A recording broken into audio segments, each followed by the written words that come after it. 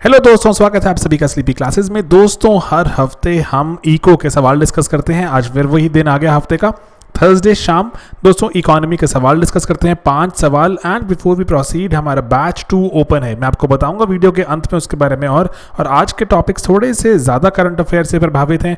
MSME की definitions बदल दी गई हैं, तो उसके बारे में बात करेंगे। चाइना से ट्रेड डेफिसिट, एक बहुत इंपॉर्टेंट स्कीम जो अभियान चालू किया गया, उसके बारे में। और देन बाइट डांस क्या होता है, इंसॉल्वेंसी प्रोफेशनल्स के बारे में बात करेंगे। इंपॉर्टेंट क्वेश्चंस हो सकते हैं एग्जाम के लिए, ठीक है। चलिए, सबसे पहला सवाल दोस्तों, जैसे अभी रिसेंटली डेफिनेशन रिवाइज की गई है एमएसएमई की, तो उसमें एंटरप्राइज को माइक्रो ध्यान दीजिएगा, ठीक है। माइक्रो कब कहा जाता है, ठीक है। पहला, अगर इन्वेस्टमेंट अगर 1 करोड़ को एक्सीड ना करती हो और टर्नओवर 1 करोड़, ठीक है, टर्नओवर भी 1 करोड़, या फिर इन्वेस्टमेंट 5 करोड़ को एक्सीड ना करती हो, टर्नओवर भी 5 करोड़ को एक्सीड ना करे। इन्वेस्टमेंट 1 करोड़ को एक्सीड ना करे, टर्नओवर 5 करोड़, या फिर इन्वेस्टमेंट 5 करोड़, टर्नओवर 1 करोड़। क्या एग्जैक्ट डेफिनेशन है, ये जरूरी है जानना। बहुत ही ज्यादा इंपॉर्टेंट सवाल, बार बार पूछे जाते हैं ऐसे सवाल वेरियस एग्जाम्स में, इंक्लूडिंग यूपीएससी सिविल सर्विसेज। तो दोस्तों बताइए राइट आंसर। यहाँ पे राइट आंसर क्या है, डेफिनेटली 1 करोड़ हमारी इन्वेस्टमेंट लिमिट है एंड टर्नओवर लिमिट 5 करोड़ रुपए, ठीक है दोस्तों। तो रिसेंटली इसमें अभी आरबीआई ने आज जैसे बात की थी, तो आरबीआई ने बोला है कि हर एक बैंक को, एनबीएफसी को ये फॉलो करना होगा अब लोन क्लासिफिकेशन एक्सेट्रा करने के लिए।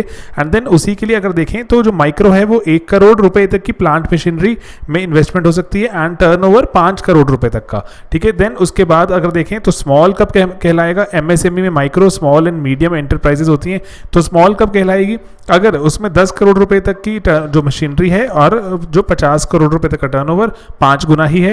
एंड देन 50 करोड़ रुपए उसमें मशीनरी, 250 करोड़ अगर टर्नओवर है तो उसको मीडियम क्लासिफाई किया जाएगा, ठीक है दोस्तों। तो ये एक इंपॉर्टेंट यहाँ डेवलपमेंट थी एमएसएमई में, जो मिनिस्ट्री जो यहाँ पे हमारे जो पूरा जो इसको रिवाइज किया गया। ओके, देन दोस्तों अगले सवाल पे चलते हैं।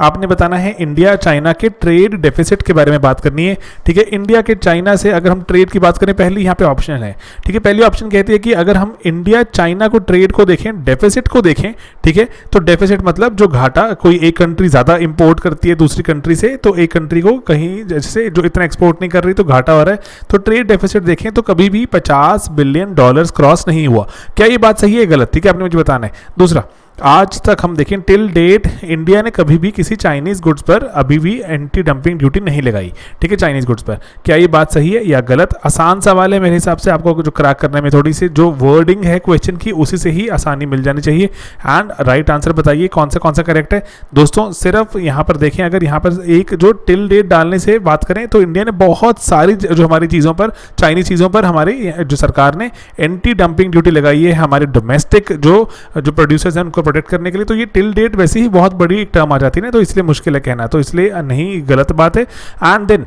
ट्रेड डेफिसिट देखें, $63 बिलियन तक भी पहुंच गया था एक पर्टिकुलर ईयर में, अगर हम 2017-18 में देखें। एंड देन अभी रिसेंटली जो रिपोर्ट है, बिल्कुल आज ही लेटेस्ट रिपोर्ट है, 48.6, $50 बिलियन से कम हमने ट्रेड डेफिसिट कर लिया। हमने थोड़ा चाइना से सामान कम इंपोर्ट किया, तो इस कारण से ट्रेड डेफिसिट में थोड़ा जो यहाँ पे कटौती है कि हमारा इंपोर्ट और एक्सपोर्ट में जो डिफरेंस है, हम इंपोर्ट बहुत ज़्यादा करते हैं, एक्सपोर्ट बहुत कम करते हैं चाइना को। एंड देन चाइना में बहुत सारे जो सामान यहाँ पर सस्ते में बेचने की कोशिश करता है, अपनी मार्केट से सस्ते की बेचने की कोशिश करता है, तो हम अपने डोमेस्टिक प्लेयर्स को बचाने के लिए एंटी डंपिंग ड्यूटी भी लगा देते हैं उन चीज़ों पर। लेकिन उसके बियॉन्ड अगर एक दो एक्स्ट्रा चीज़ें देख लें, तो अगर टोटल इंडिया के इंपोर्ट में 14% जो सामान है वो चाइना का भेजा जाता है, जिसमें मोबाइल फोन्स, टेलीकॉम एक्सेट्रा है ना, फार्मा जो एपीआईज बोलते हैं जिनको, जो एपीआईज दवाइयों के जो बेसिक बुनियादी सॉल्ट होते हैं, तो वो भी चाइना से ही मंगवाए जाते हैं। बहुत ज़्यादा डिपेंडेंसी है। एंड देन एफडीआई की बात करें तो एफडीआई भी हमारे देश में थोड़ी चाइना से इस साल कम आई, ऑलरेडी बहुत कम आती है, तो लेकिन उससे और भी कम हो गई है लास्ट ईयर के कंपैरिजन में, ठीक है दोस्तों। तो ये बस एक बातें थोड़ी ध्यान रखने वाली हैं। चलिए अगले सवाल पर चलते हैं। गरीब कल्याण रोजगार अभियान ये चलाया गया, रिसेंटली शुरू किया गया प्रधानमंत्री जी द्वारा। तो पहली यहाँ पे ऑप्शन कहती है कि सिर्फ 6 स्टेट्स में लागू किया जाएगा अभी, जहाँ पर ज़्यादा जो माइग्रेंट वर्कर्स वापस लौटे हैं घर। दूसरा, जो मिनिस्ट्री कौन सी इसके लिए, जो नोडल मिनिस्ट्री है, क्योंकि बहुत सारी मिनिस्ट्रीज एंड स्टेट्स एक्सेट्रा अगर इन्वॉल्व हो जाती हैं तो एक नोडल मिनिस्ट्री बना देते हैं जो सब कुछ जो पूरे प्रोसेस को रेगुलेट और पूरे प्रोसेस को गाइड करती है। तो यहाँ पे वो कह रहे हैं कि रूरल डेवलपमेंट वो मिनिस्ट्री है। तो बताइए यहाँ पे कौन सी स्टेटमेंट्स हैं करेक्ट, या कोई भी नहीं, या कैसे, ठीक है बताइए। राइट आंसर इज यहाँ दोनों ही करेक्ट है दोस्तों। तो अभी रिसेंटली जैसे बिहार डिस्ट्रिक्ट में वीडियो कॉन्फ्रेंसिंग के थ्रू इसको जो लागू किया गया, एंड 6 पार्टिसिपेटिंग स्टेट्स हैं इसमें प्राइमरीली, और यहाँ पे रोजगार देने की बात की गई है, और 125 दिन तक जो और बात की गई है कि किस तरह से मैपिंग की जाएगी, स्किल मैपिंग, जो भी किसी जो रिटर्निंग वर्कर है उनके पास स्किल है तो अकॉर्डिंगली उनके घर के आसपास उनको उसी स्किल से जुड़ता हुआ काम दिया जाएगा। एंड और भी जैसे जो बहुत सारी मिनिस्ट्रीज हैं वो चाह रही हैं वहाँ पर की इंफ्रास्ट्रक्चर को डेवलप किया जाए, कि जैसे इंटरनेट है और इंटरनेट के जो पूरा टेलीकॉम का इंफ्रास्ट्रक्चर रिक्वायर्ड है उसको बनवा लिया जाए। अगर यहाँ पे इस स्कीम के तहत अगर लोगों को रोजगार भी मिल जाएगा एंड जो इंफ्रास्ट्रक्चर भी बन जाएगा, ठीक है। एंड MORD इसकी नोडल मिनिस्ट्री है, स्टेट गवर्नमेंट्स के साथ कोऑर्डिनेशन रखेगी वो। ओके देन दोस्तों, बाइट डांस रिसेंटली न्यूज़ में था, आपने बताना है क्यों, किस कारणों से। पहला, एक मॉलवेयर है ये, जो कि हमारी फाइनेंशियल ट्रांजैक्शंस को, बैंक्स वाली, उसको इम्पैक्ट करता है, उसकी सिक्योरिटी को। या फिर ये आर्टिफिशियल इंटेलिजेंस से जो चलने वाला एक रोबोट है जो कि क्विकली डांस मूव्स को कॉपी कर लेता है। या फिर एक ये लेटेस्ट रोवर है जो कि बहुत दूर है, जो नेपच्यून, वहाँ पे विजिट करेगा, या इसमें से कोई भी नहीं। तो बताइए बाइट डांस क्या चीज़ है? बाइट डांस दोस्तों, इसका आंसर है कि इसमें से कोई भी नहीं। आपने सुना होगा टिकटॉक के बारे में, टिकटॉक की पेरेंट कंपनी है, बहुत ज़्यादा बड़ी कंपनी है, ठीक है, बहुत ज़्यादा बिजनेस करती है। और रिसेंटली इंडिया ने टिकटॉक एटसेट्रा बहुत सारी जो फर्म्स, जो चीज़ें थी, 59 चाइनीज़ ऐप से बैन लगा दिया। एंड देन बैन लगाने का वहाँ पर जो रीज़न भी वही था कि अभी क्योंकि कहीं जो सरकार को लगता है कि सिक्योरिटी लैप्स हो सकते हैं, कि हमारा डेटा वगैरह भी चुराया जा सकता है। तो अकॉर्डिंगली अभी रीसेंट जो न्यूज़ है कि $6 बिलियन का नुकसान हो जाएगा, बहुत भारी नुकसान है, 45,000 करोड़ का नुकसान हो जाएगा बाइट डांस को इंडिया की मार्केट लूज़ करने से। तो इसीलिए सरकार का टैक्टिक भी है चाइनीज़ गवर्नमेंट पर दबाव बनाने का, क्योंकि जैसे भी अग्रेशन एक्सेट्रा सभी चीज़ों से जोड़ कर देख सकते हैं हम इसको। तो और अदरवाइज बाइट डांस का दिमाग में रखें, ऐसे ऐसे नाम हमसे पूछ लिए जाते हैं एग्जाम्स में। तो और कि कौन सी जो चाइनीज़ ऐप्स बंद कर दी गई हैं उसके बारे में बस एक बार क्विक ऊपर से देख लेना कि कौन सी बंद हो गई हैं। ऑलराइट, चलिए आज का आखिरी सवाल करते हैं दोस्तों।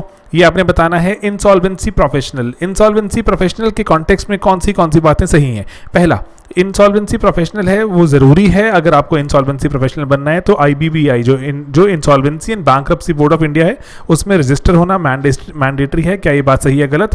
दूसरा, अगर हम बैंक्रप्सी सिचुएशन में देखें, जो इंसॉल्वेंसी प्रोफेशनल्स हैं वो एक बहुत इंपॉर्टेंट रोल प्ले करते हैं हमारे एसेट्स और सेटलमेंट प्रोसेस को आगे बढ़ाने में, एसेट्स को लिक्विडेट करने में, ठीक है, बिकवाने में, और उनके जो राइट वैल्यू दिलवाने में। तो क्या बताइए कि बात सही है कि नहीं?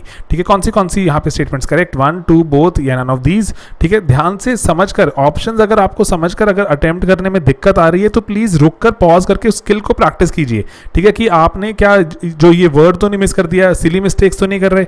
ठीक है, अकॉर्डिंगली आपकी जो क्वेश्चन प्रैक्टिस करने की जो टेंडेंसी है, क्वेश्चन प्रैक्टिस करके उसको सही करने की टेंडेंसी है, वो बढ़ जाती है। ठीक है, रुककर सोच समझकर मार्क करिए। ठीक है, बस नेक्स्ट मत करिए, सोच समझ कर मार्क कीजिए, क्योंकि अगर एक बार आपको नेक्स्ट करने की आदत पड़ जाती है तो क्वेश्चंस भी लाइन से गलत होते जाते हैं और आपको पता भी नहीं चलता कि क्यों गलत हो रहे हैं। ठीक है, सोच समझ के मार्क कीजिए। ओके, राइट आंसर यहाँ पे, क्योंकि दोनों ही करेक्ट है। यहाँ पर अभी रिसेंटली न्यूज में था कि जो इंसॉल्वेंसी प्रोफेशनल्स होते हैं वो किसी ना किसी इंसॉल्वेंसी प्रोफेशनल एंटिटी से ही वहाँ पे जुड़े रहते हैं।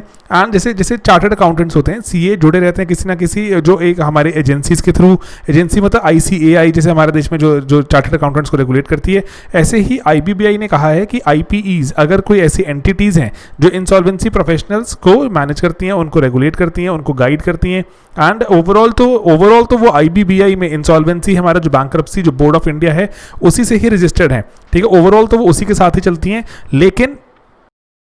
लेकिन अगर आप देखें यहाँ पर, अगर ये जो हमारे भारत सरकार जो भी चाहती है और हमारे जो पूरे ओवरऑल जो IBBI भी ये चाहता है कि ज़्यादा से ज़्यादा जो एंटिटीज़ हैं, इंसॉल्वेंसी प्रोफेशनल एंटिटीज़ हैं जो सपोर्ट सर्विसेज देती हैं हमारे IPs को, इंसॉल्वेंसी प्रोफेशनल्स को, वो सिर्फ और सिर्फ ऐसे सपोर्ट और जो उनके साथ जो जुड़े हुए हैं IPs हैं, जो इंसॉल्वेंसी प्रोफेशनल्स हैं, सिर्फ उन्हीं को ही हेल्प ना करें, ओवरऑल सभी की मदद करें जो उनके साथ नहीं भी जुड़े हुए, ताकि हमारे देश में भी बड़ी जो 5 जैसे जो हमारे दुनिया में जो बिग 4 कहते हैं, 4 ऑडिटिंग मेजर जो फर्म्स रहती हैं तो जो कि सारा प्रोसेस को हेल्प करती हैं, तो इंडिया में भी बिग 4 जैसी कंपनीज बन सकें एंड हम इंसॉल्वेंसी और बैंक्रप्सी जो हमारे देश में बहुत हमने जो स्टेप्स उठाए उसमें हमारा देश भी नाम कमाए और बहुत सारे जो प्रोफेशनल्स हमारे देश से दुनिया भर में जाएं। ठीक है दोस्तों, तो ये थोड़ा सा यहाँ पे अटेम्प्ट किया गया। तो IPEs के बारे में हमने डिस्कशन भी किए हैं बहुत ज़्यादा, तो आप देख भी सकते हैं। तो लेकिन क्विक एक यहाँ पे जो इनपुट था तो मुझे था आपको थोड़ा गाइड किया जाए कि इनके बारे में और जानिए। ओके, तो बाकी अब मार्केटिंग के बारे में शुरू करते हैं, क्योंकि एक इंपॉर्टेंट अनाउंसमेंट है बैच 2। दोस्तों बैच 2 अब खुल चुका है। बैच 2 क्योंकि हम बैच वाइज ही इनटेक्स रखते हैं। बैच वाइज इनटेक से फायदा क्या होता है, क्योंकि हमारे जो जैसे साथ साथ अगर आप चल रहे हैं, फॉर एग्जांपल ऑप्शनल के कोर्सेज होते हैं या एसए का कोर्स है, तो उसमें आपकी आंसर राइटिंग रहती है। एंड आंसर राइटिंग में ज़रूरी है कि हम आपको साथ साथ कैसे जो कि जैसे हमारे आंसर में 7 डेज का टाइम मिलता है आपको अपना आंसर सबमिट करने का।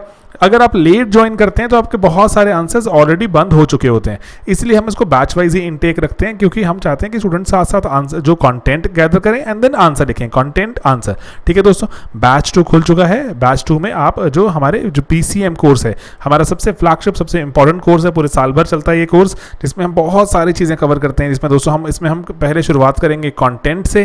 कंटेंट के बाद हम उसके बाद जाएंगे हम ग्रेजुअली हम टेस्टिंग पे जाएंगे। टेस्ट में हम पहले प्रीलिम्स की बात करेंगे, प्री की टेस्ट शुरू हो जाएगी, एंड कुछ जो अप्रॉक्सीमेटली 3 महीने बाद कंटेंट कुछ हमारे पास आना शुरू हो जाता है, तो हम मेंस की आंसर राइटिंग भी करते हैं। एंड देन उसके बाद जब प्रीलिम्स आएगा तो हम यहाँ पर क्रैश कोर्स भी करेंगे।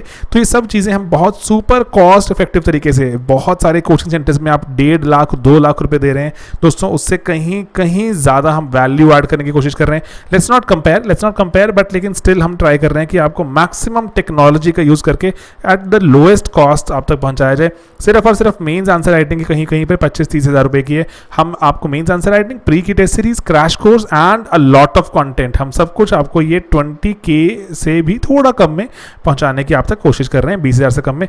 प्री प्लस मेंस का कोर्स है, सोशियोलॉजी के हमारा बैच शुरू हो चुका है, एंड जो पॉलिटिकल साइंस भी इस बार हमने जो बैच 2 भी ओपन कर दिया इसका, एंड देन एसए का। दोस्तों ये इंपॉर्टेंट चीज़ें क्यों हो जाती हैं, क्योंकि जो देखो चलो ये तो प्री और मेंस तो सभी लोगों ने देना ही है ना, जो जीएस करना ही है। सोशो आपका अपना, पॉल साइंस आपका डिफरेंट, एसए डिफरेंट।